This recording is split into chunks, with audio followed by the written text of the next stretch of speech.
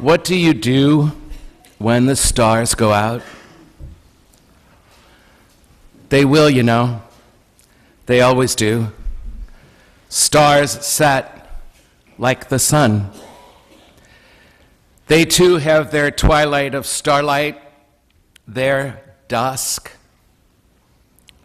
Perhaps they went out for you a long time ago because of what your therapist called depression, what you called death. Was it when your mom died, or your child, or the growing seed of a person in your womb? Was it this last election or the election before the last election? It doesn't matter really, does it? We all lose sooner or later. So perhaps it was when it was your turn to lose. Was it the night you left someone in bed alone, when she left you in bed alone? Was it the night the old fear came back and gripped you, and that old fear turned to sweat, and your sweat turned to blood? Was it the night you jumped from the sidewalk into the street and grabbed hold of the bumper of a car named Anger, and it dragged you down the street because you did not know how to let go or refused to, until you became that anger? Or maybe it was fear or sadness, and you still haven't let go of the bumper of that car that's dragging you down the street. Star set. It happens to the best of us, sometimes especially to the best of us. When was it for you that the stars went out? When was it for you that you all but lost your hope?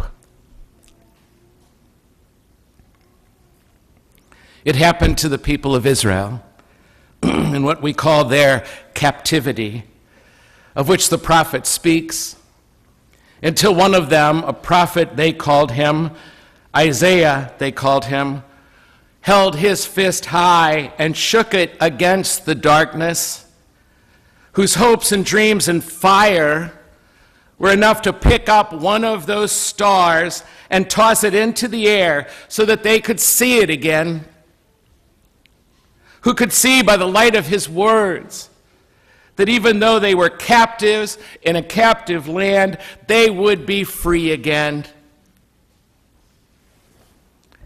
And it was time. In his words, the people who walked in darkness have seen a great light. Upon those who dwell in the land of gloom, a light has shone. Jesus learned from that old prophet himself.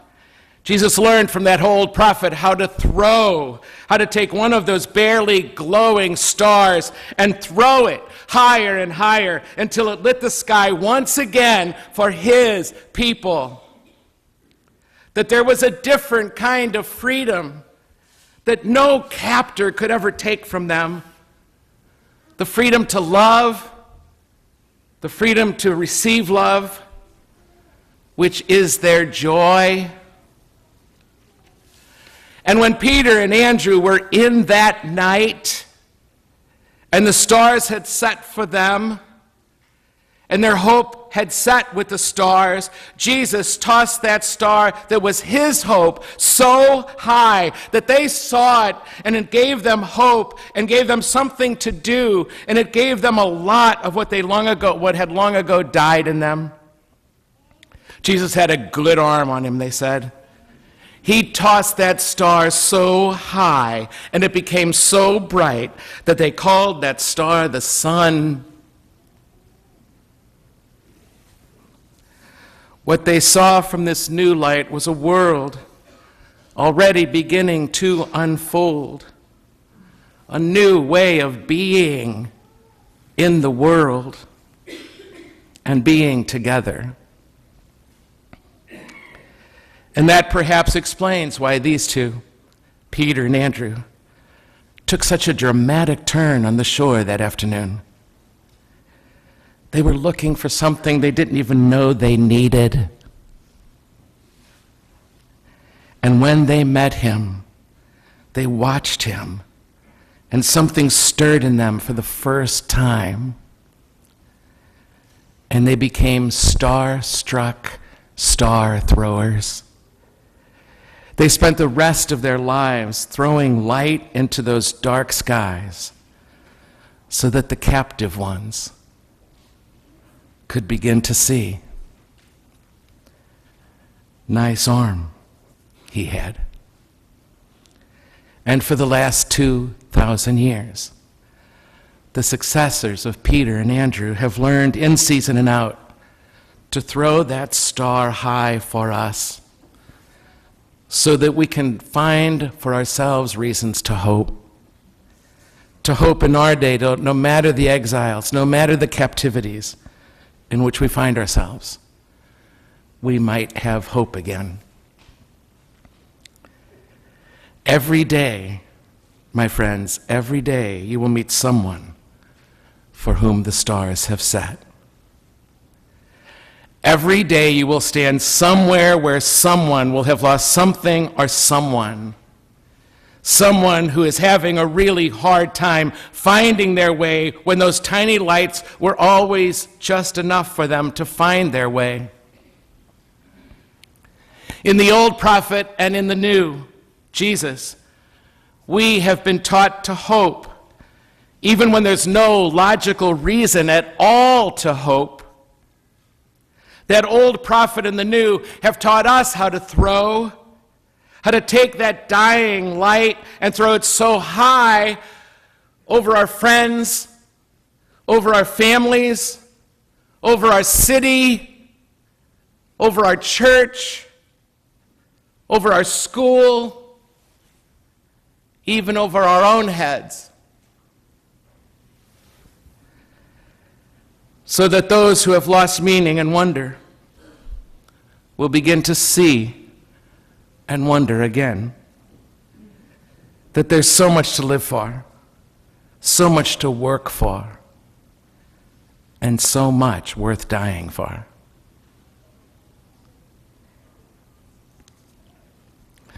But that new prophet Jesus, this star child, did it with more than words. He took his life and he got it up there, out there, till in him the light began to dawn for all people who had truly not much to live for, work for, or die for anymore. I watched it yesterday as the women of these United States took to the streets in some 1 million human beings to stand against those who disrespect them and to stand for their dignity in this world. Yesterday, in the streets of this country, a new star was thrown high into the night of how so many men have treated them and used them and kept them out of power and pay. What moved me most in watching it, what moved me most was not the numbers, though. It was the little girls walking with them. It was their daughters who walked down America's streets, mothers and daughters together. They experienced something I trust about being a woman they will never forget.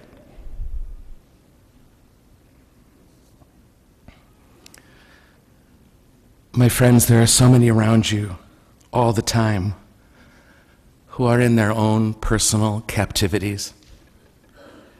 They're fighting against the dying light. Help them see. Help them see. By your words, by sharing out loud what you believe in and what are the reasons for your hope. That's how he got star set to become sunrise. I long for the day you and I will hear and see what Isaiah and Jesus and Peter and Andrew after them and those women who took to the streets all over America yesterday heard and saw. That someday, something we didn't even know we needed, stirred in us, and we respond. And we will find ourselves singing those old words of Isaiah that could have been sung by Jesus himself and Peter and Andrew after him, and so many, that we may just find ourselves singing the words of that song we sing often here. Here I am, Lord. Is it I, Lord? I have heard you calling in the night. I will go, Lord, if you lead me. I will hold your people. I will hold your people in my heart.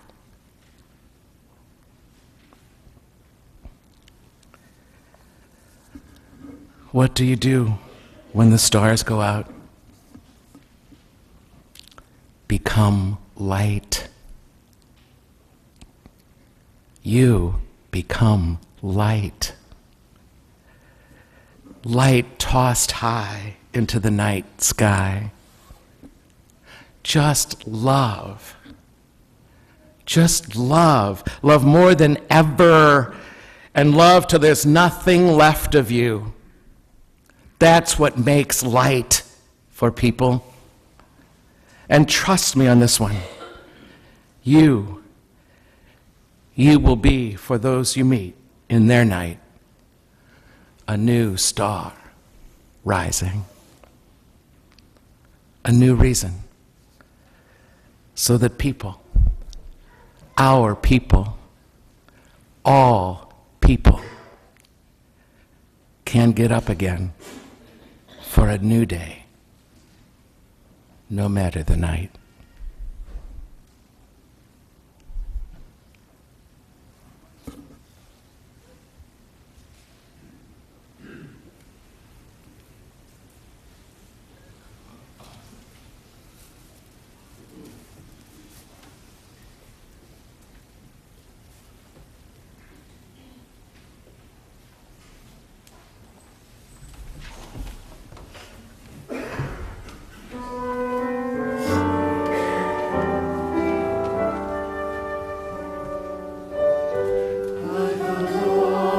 Sea and sky, I have heard my people cry, all who dwell in dark and sin, my hand will save.